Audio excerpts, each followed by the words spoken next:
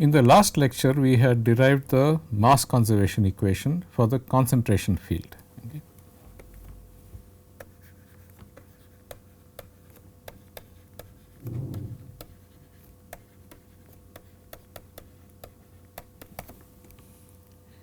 The concentration equation was of the form partial C by partial T plus divergence of V C is equal to minus the divergence of the flux plus any mass source due to a reaction, for example, which either generates concentration of a particular species or which consumes the mass of a particular species. So, this is the mass conservation equation. I had given you an idea of what these operators mean. This equation is general. In specific coordinate systems, the operators here will vary, okay, depending on the coordinate system. The flux was given by Fick's law of diffusion minus d times the gradient of the concentration. Okay. The gradient operator, okay, in a Cartesian coordinate system was Ex d by dx plus Ey partial by partial y plus Ez partial by partial z. Okay. That was the gradient operator, okay, in a Cartesian coordinate system. If you had something like a spherical coordinate system, I told you that you have to include the scale factors. Okay.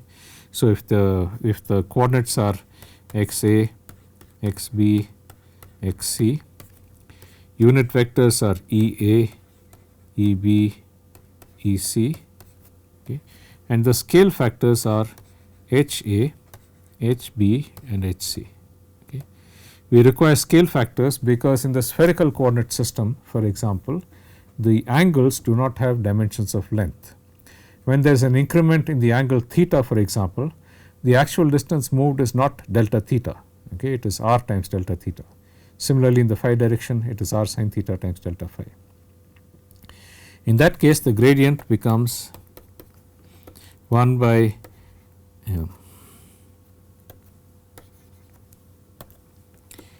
Ea by Ha partial by partial xa plus Eb by Hb partial by partial xb plus Ec by Hc partial by partial xc. Okay, so those are the definitions of the gradient. Okay. The divergence del dot A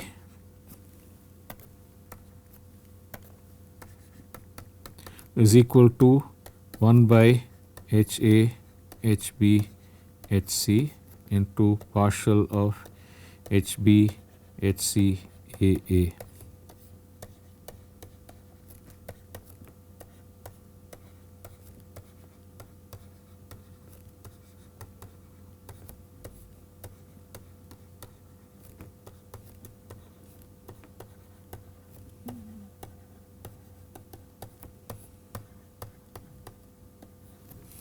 That is the definition of divergence. Okay. And I told you how that comes about. This is a differential volume. This is the perpendicular surface area to the direction of transport. Okay. So and then we had derived the Laplacian as well. Okay. You can use a similar equation for heat transfer. Only thing is that you have to define the enthalpy as equal to rho Cp times, or rather the change in enthalpy as rho Cp delta T, okay, and use Fick's law for diffusion. Q vector is equal to minus K grad T. K is the thermal conductivity. Note that here D is the diffusion coefficient. It has dimensions of length square per time. This is the thermal conductivity. Okay. And all you need to do is substitute rho Cp T for C and K delta T for minus del J and a heat source. Okay.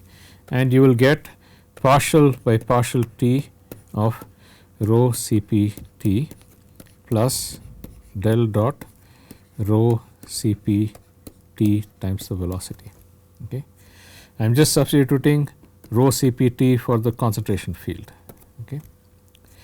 And on the right side I have minus the divergence of the flux plus any energy source, okay, plus any energy source.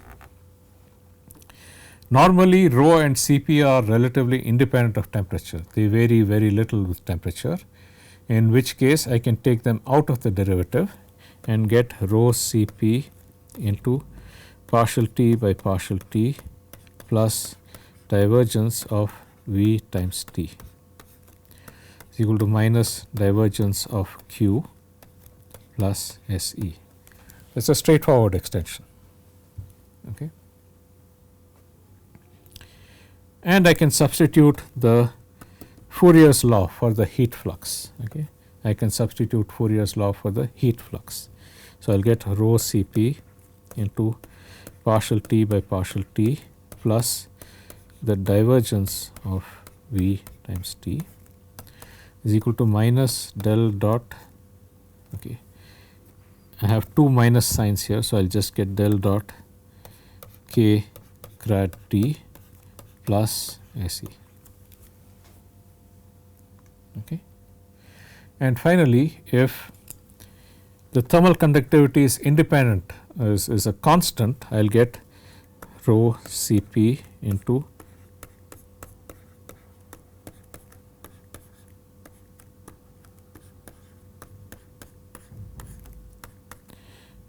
K del square T plus energy source. Okay. And I can divide throughout by rho Cp. Okay. I will get K by rho Cp here and this. Okay. And once you have done that, this term here, okay,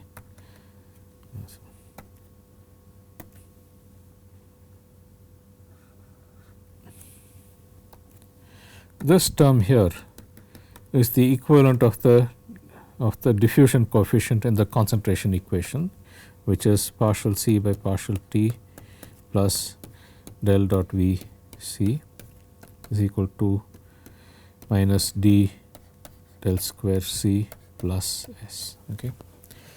So, this K by rho Cp is the equivalent of the diffusion coefficient. Okay. It is called the thermal diffusivity, K by rho Cp, and this term is the equivalent of the source in the mass conservation equation. Okay.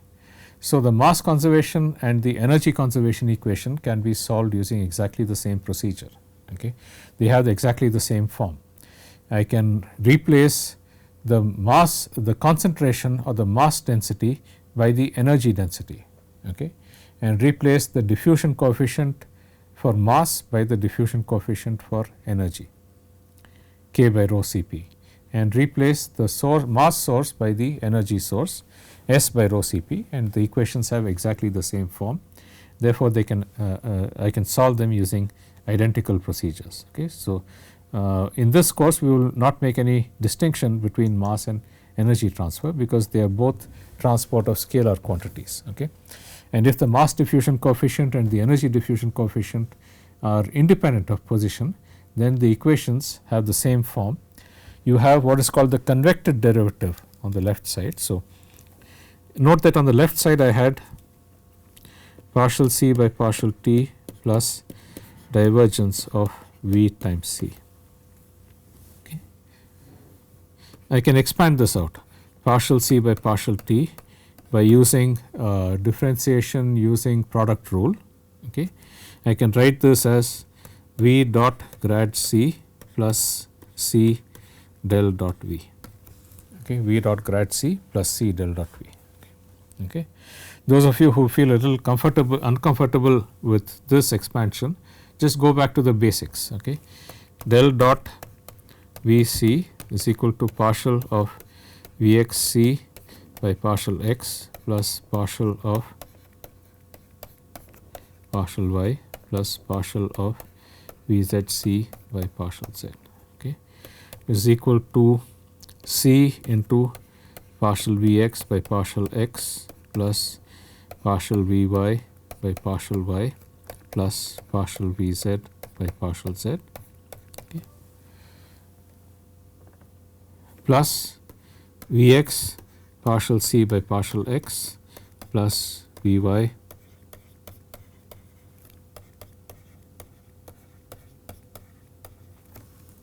okay. So, that is the expansion.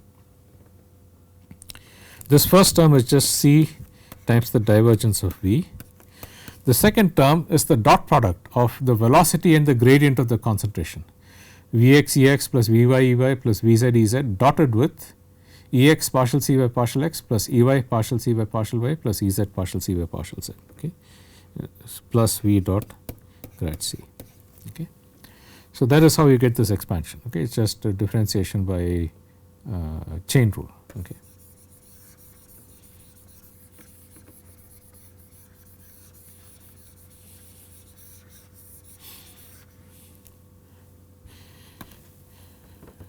Now, these first two terms here, okay, are basically what is called the convected derivative.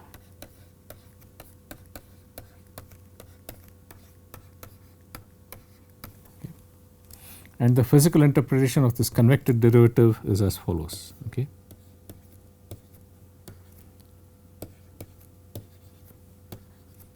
If I have a parcel of fluid at some location, okay, the change in concentration with respect to time is going to be equal to partial c by partial t at this location. Okay. However, fluid parcels may move with respect to time with velocity v. Okay. So, the fluid that is initially at this location x, after a time delta t will move to a new location. Okay. So, initial location is x, the final location is x plus delta x, where delta x is equal to delta t times v. The velocity times the time interval gives you the distance it moved. Okay. So, this dc by dt, substantial derivative or material derivative, is concentration at x plus Vx delta t y plus Vy delta t z plus Vz delta t, t plus delta t minus c at x, y, z, t, whole thing divided by delta t. Okay. So, the concentration at the displaced location of the fluid after the time delta t given the velocity field v minus the concentration at the original location divided by delta t. Okay. And you can just use chain rule of differentiation to see that this is equal to partial c by partial t plus Vx partial c by partial x plus Vy partial c by partial y plus Vz partial c by partial z, okay, which is partial c by partial t plus V dot grad c, okay, which is basically this combination. Okay. So, I can also write the conservation equation as, okay,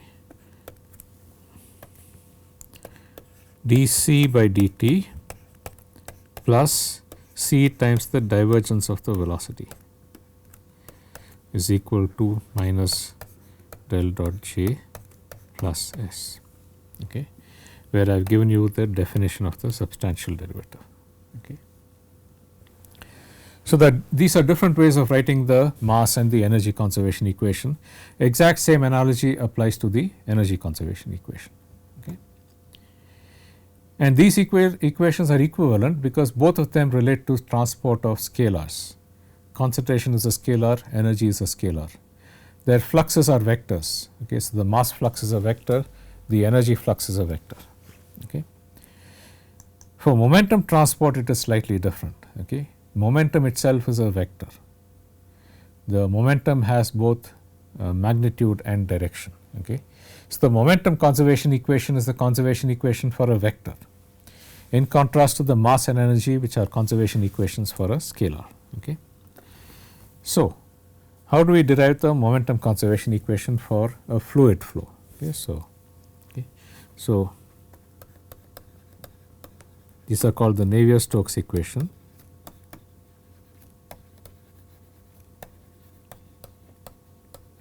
Okay. These are discussed in section 7.3 of the textbook. Okay. First I will discuss the fluid mass conservation.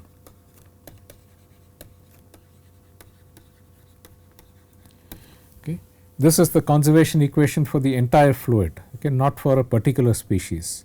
When we did mass conservation, we had talked about a particular species.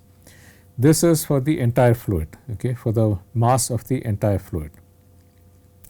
As far as the entire fluid is concerned, there is no question of the relative motion of constituents relative to each other, because we are considering here the entire fluid. Okay. And so, the mass conservation equation for the entire fluid is quite easy. Okay. If rho is the fluid density, you have partial rho by partial T plus del dot rho V. Okay. On the right side, there is no diffusion because we are considering the entire fluid, the center of mass velocity of the entire fluid. So, this whole thing is just equal to 0. There is no source of mass either. Okay. So, you cannot have source of mass unless you have some nuclear reaction or something. You can convert mass from one chemical form to the other, but the net mass, there will be no net source for the net mass. And there is no diffusion here because we are considering the entire fluid. Okay.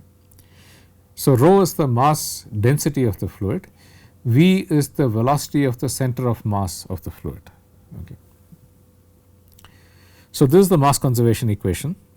I can also write this as partial rho by partial T plus rho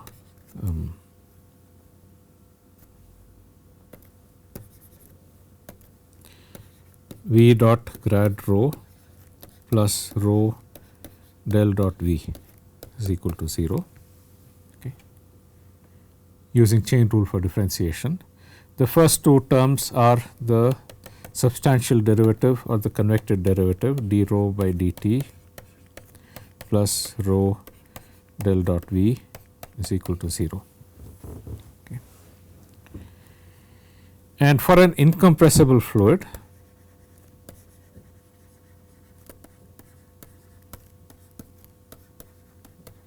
okay, the density is independent of time or position. For an incompressible fluid, the density is independent of time or position. Okay. Okay. Therefore, the mass conservation equation basically reduces to divergence of velocity is equal to 0. Okay. That is mass conservation for an incompressible fluid. Okay. That is, the velocity is divergence free. Note that the velocity has three components, okay, Vx, Vy and Vz for example, and this mass conservation equation is a scalar equation. So, in Cartesian coordinate system, for example, this will be written as partial Vx by partial x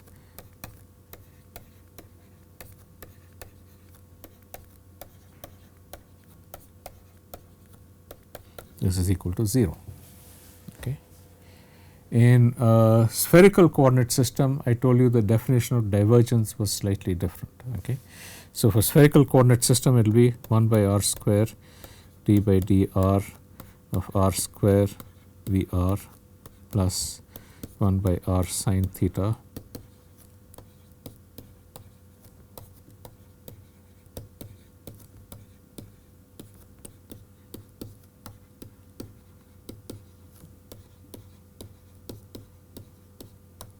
is equal to 0.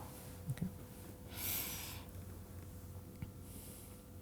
So, this is the definition of the conservation equation in different coordinate systems. This gives you one relation between three components of the velocity. Okay. So, this basically gives you one relation between three components of the velocity. This has to be combined with the momentum conservation equations in order to solve for the velocity field. We will come back and derive the momentum conservation equation a little later. Okay. The incompressibility condition is typically valid so long as the flow velocities are much smaller than the speed of sound, okay, because once the flow velocities become comparable to the speed of sound, you can no longer consider the density to be a constant. because basically sound is basically density waves. Okay. So, if longitudinal density waves, therefore, if your propagation velocity is comparable to the speed of sound, then there will be density variations.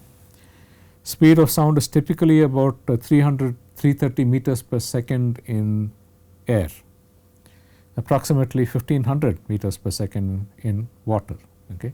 So long as the flow velocities are much smaller than this, we can basically assume that the flow is incompressible and use the divergence of velocity equal to 0 as the mass conservation equation. In case we are dealing with flows which are comparable to the speed of sound, then we actually have to use the complete mass conservation equation. Okay. Now, for the special case of two-dimensional flows, we can simplify the description using the mass conservation equation. Okay. So, in 2 dimensions, the mass conservation equation incompressibility condition is partial Vx by partial x plus partial Vy by partial y is equal to 0. This condition is identically satisfied if I express the velocities in terms of what is called the stream function.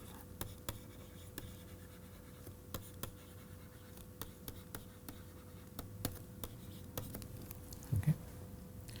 I express the velocity Vx is equal to partial psi by partial y, Vy is equal to minus partial psi by partial x. Okay. When it is expressed in this manner, the mass conservation equation is identically satisfied. You can see by substituting that in here, you will get partial by partial x of partial psi by partial y plus partial by partial y of minus partial psi by partial x. Okay. This is identically equal to 0. Okay. So, expressing the velocity in terms of the stream function ensures that the mass conservation equation is satisfied identically in 2 dimensions for this Cartesian coordinate system. Note that the velocities are expressed only in terms of the derivatives of the stream function. Okay. So, therefore, you can add any constant to the stream function and the velocities will not change. Okay. You can add any constant to the stream function and the velocities will not change. Okay. So, the stream function is known only to within an additive constant. What is the physical interpretation of the stream function in 2 dimensions? Okay. So, let us consider a 2-dimensional coordinate system x and y. Okay. And let us consider the path between 2 locations A and B. Okay. And you have some velocity field going across this path. Okay. Let us consider a small section of this path. Okay. And expand it out here. Okay. The normal to this is n vector. Okay. And let us say that this surface area is delta S. Okay. So, this n vector has components nx and ny. Okay. If I take the difference in delta in psi between the points A and B, psi B minus psi A.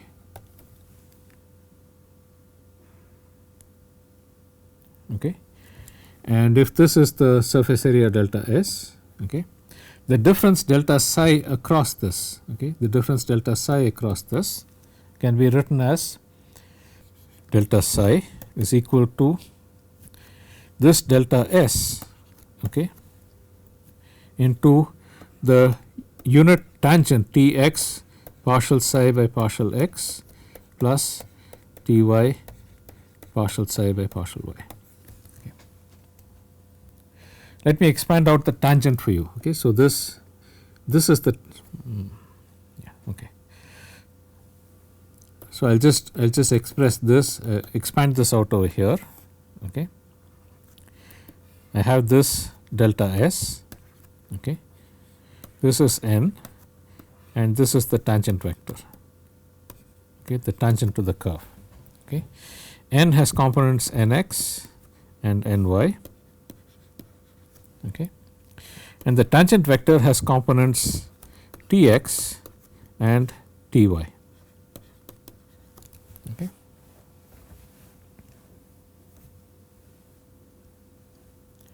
Therefore, delta psi is equal to Tx partial psi by partial x plus Ty partial psi by partial y. Okay.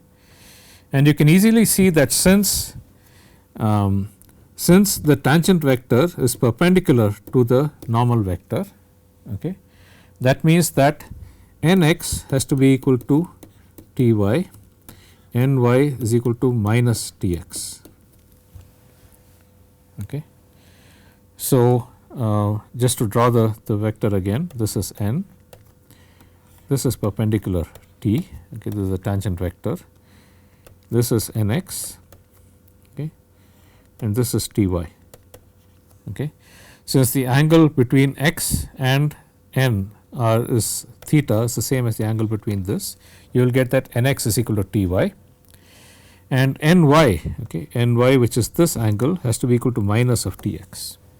Okay, so that is how you get these relations, because t is perpendicular to n, and because of this tx nx plus ty ny will basically be equal to 0, that is they are perpendicular to each other. Okay.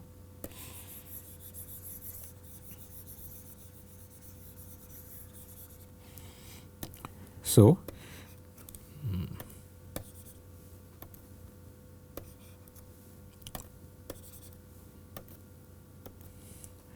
delta psi is equal to delta S into, okay, minus ny partial psi by partial x plus nx partial psi by partial y. Okay.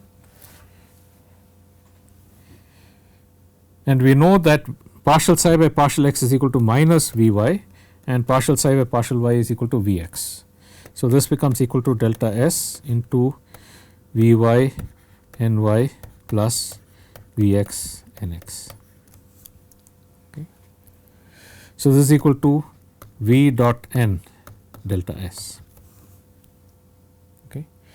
V dot n delta S is the volumetric flow rate perpendicular to this contour. Okay. V dot n delta S is the volumetric flow rate perpendicular to this contour. Okay.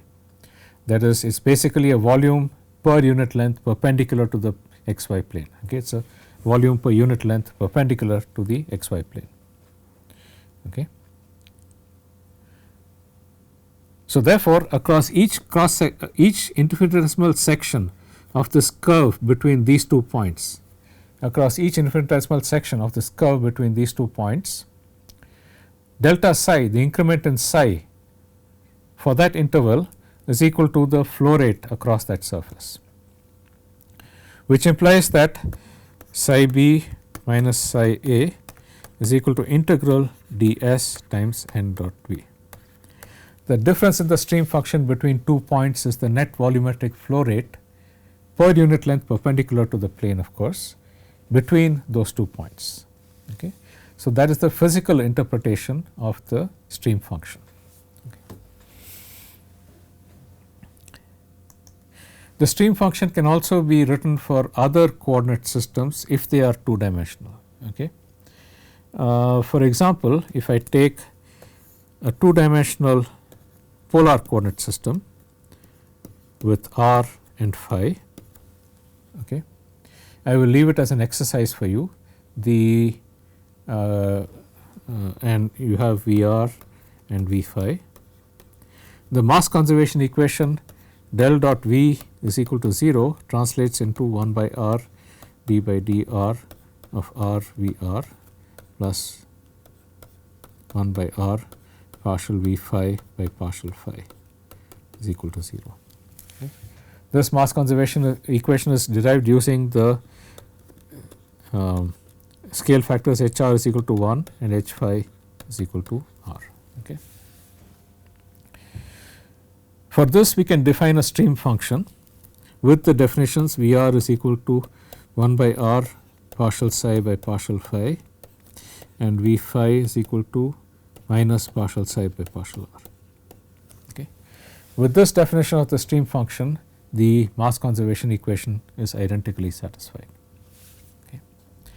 Similarly, for an axisymmetric flow, okay, in a spherical coordinate system, r theta and phi, if there is no variation in the phi direction, if there is no variation in the phi direction and there is no velocity in the phi direction, then the mass conservation equation becomes 1 by r square d by dr of r square Vr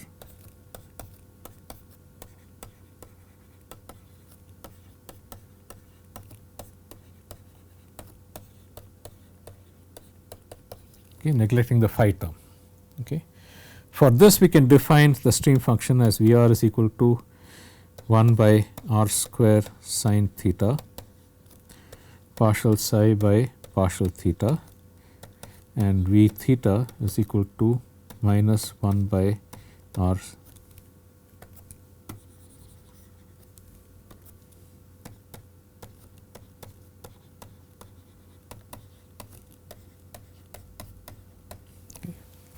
So, these are the definitions of the stream function in these other coordinate systems. Okay. So, for 2-dimensional flows, we can express the velocity in terms of the stream function.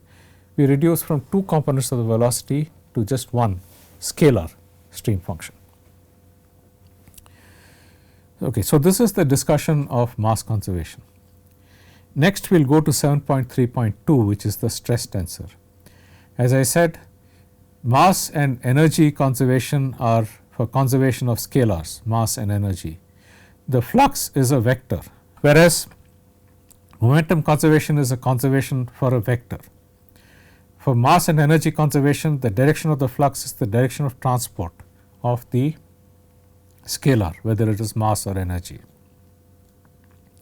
In momentum transport, there is of course one direction of transport, but there is also one direction of momentum. So, the flux is what is called a second order tensor. I will introduce that in the next lecture, and then I will discuss the stress tensor and relate that to the rate of deformation tensor. So, we will continue with the momentum conservation equation and the stress tensor in the next lecture. I will see you then.